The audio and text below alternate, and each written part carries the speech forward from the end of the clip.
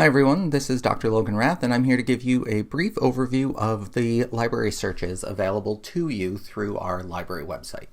I'm going to start on our library homepage, which is brockport.edu/library. When you're on this page, the first thing you'll see are the day's hours for the building. So if you are an on-campus student or located near Brockport, you can find out if the library is open to use physically. Below that, we have the library search.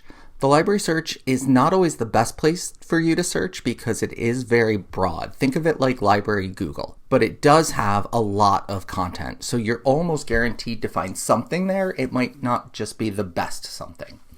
When you search here, you do have an advanced search link below the search button and different filter options if you need to limit to articles within the last 10 years, books, or ebooks. Those are the ones that education students most often use. By default, it will search everything, which is almost everything we have access to. Below that search box, you have the Ask a Librarian button, which I will show at the end of the video to remind you how to reach me for support.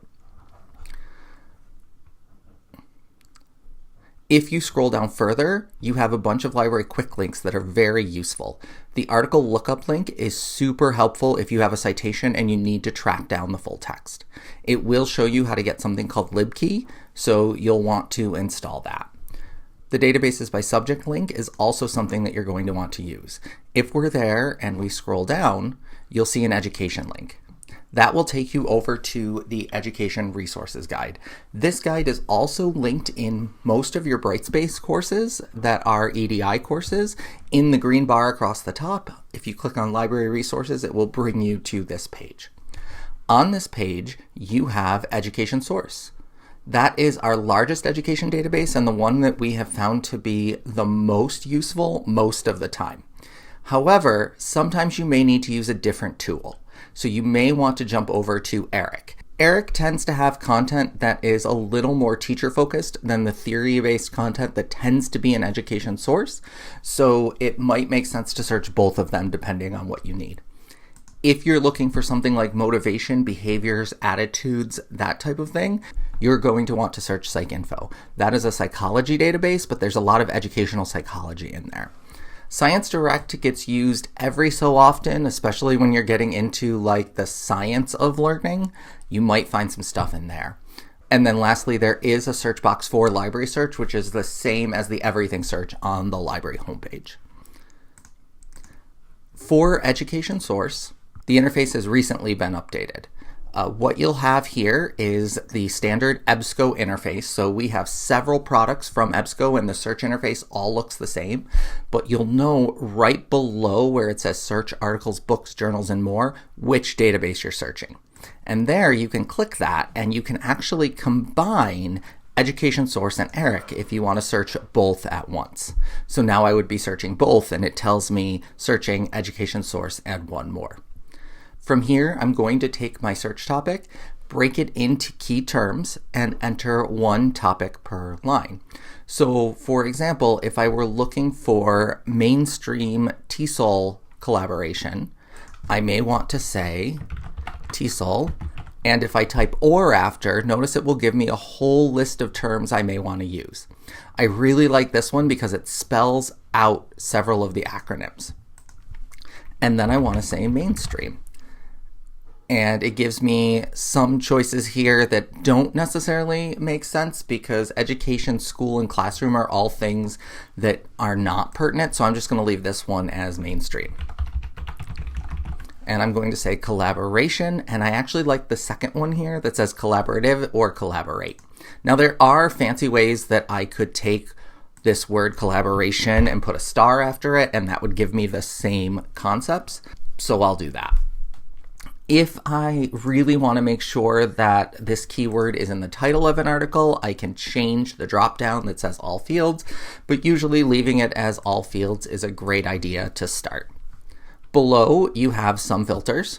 So there's a peer-reviewed filter if you want it, and the publication date, I'm going to say the past 10 years because that's usually what's good. I'm not going to click the full text box because if I check that full text box, it will not show me things that we have in other databases outside of EBSCO.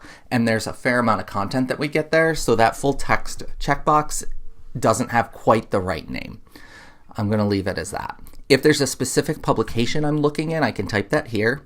And then I have a few more options. And then I have limiters that are specific to each individual database. I'm searching multiple databases at once, so I'm going to leave that be. Now I do my search, and I have 70 results. And I could say, this first one looks okay. I want to read a little bit more about this second one, so I can click on it, get a little more information about it. I have some links on the upper right corner of the shaded area that will let me save this if I create an account for my EBSCO. I can cite it. So if I wanted to know how to cite this, I can select my style, I can select APA, but I can tell you right now, this capitalization is wrong, so I would need to fix that. It gives a good idea, but it's not always right. I can add a folder into my EBSCO, which is now called a project. I can share this, and so if I wanted to email it to myself, I can. I can also create a link that will always get me back to this item. I can also just use the link in the address bar and send that. That's an update if you've used EBSCO with its older interface. And then lastly, there's a download right here, so that if I want download, I can do that. The access options button gives me the fact that we don't have the full text, so that download is not going to download what you think it is. But if I hit libkey full text, that takes me over to this tool called libkey, which you can access at libkey.io. There's also a plugin for your browser that if you're on the journal's website, it will give you a pop-up right in your browser and you can access the full text through Brockport right that way. So this says that it is available open access via Unpaywall. And so I can click there, and then there's a get access button, and that's going to say I want to buy it. So that's not quite right. So what I might need to do in this case is see if I can request it. So I'm going to go back to that page, and I'm going to see all content access options. That will take me over to library search. And from here I can sign in. And then I can place a request. When I place a request, notice it will fill everything out. Double check this to make sure that everything does come over. And then I would just hit send request. And then I wait for a PDF to show up in my email. So then I can get the article in usually under 1 week. So I do need to have some time set aside to wait for the article, but I don't have to do any more work than that. I do like to show under recent activity here, you can see your search history.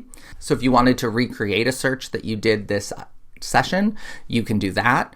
If you sign in to my EBSCO up here at the right corner, it will let you save your searches, and they will be saved for you to come back to later, as well as specific articles. Going back to the education research guide, you also have a citing sources page, so that may be helpful for you. And there are the APA guidelines there that you can use. There are some citation tools. I highly recommend Scribr as the citation generator because it tends to walk you through the capitalization issues a little better than other tools. And I also recommend downloading Zotero. So Zotero is this amazing piece of software that you install right in your computer, and it lets you pull in the citation information from the article, and then it lets you cite while you write in Microsoft Word.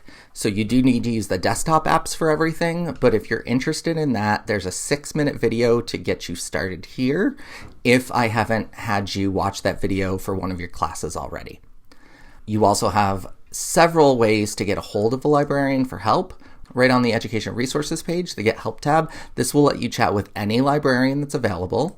And if you go back to the main Education Resources guide, you'll see the Meet Logan box, which lets you message me on Teams or schedule an appointment with me.